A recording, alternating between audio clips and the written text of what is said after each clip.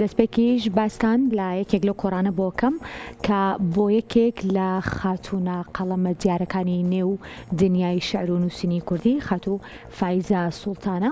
دیارە خاتوو فایزە ساڵانێکی زۆرە لە تاراوگاژی و خاوەنی چەندین خەڵاتی جیهانیە بە تایبەت بۆ نووسینی شعر لە کۆڕێک لە شاری هەولێر توانی کە بەشێک لە نووسەران و لە کەسایەتی دیارەکان کۆ بکاتەوە و هەروەها چەندین تێکستی جوانیش پێشکەش بە ئامادە بوون بکات.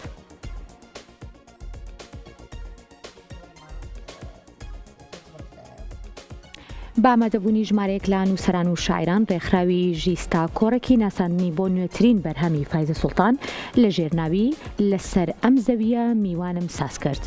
فایزە سوڵتان ژنە شاعیرێکی شاری هەولێرە و ماوەی 28 ساڵە نەگەڕاوەتەوە کوردستان و خاوەنی چەندین بەرهەمی چاپکراوە بە زمانەکانی عەرەبی و ئینگلیزی و ئیسپانی. لە لێدوانێکیدا بۆ کورسات مەگەزین فایزە سوڵتان باسی لەوە کرد بەشداری لە چەندین کۆڕووکۆبوونەوەی نێودەوڵەتی کردو و وەک کوردێک چەندین خەڵاتیشی پێبەخشراوە.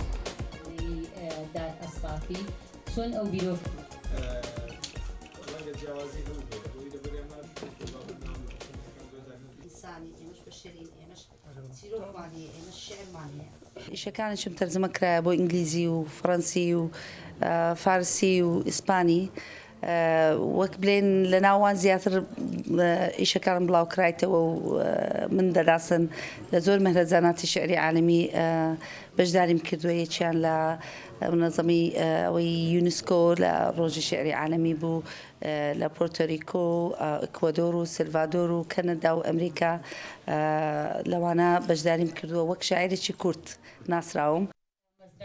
ئەویش خاتوو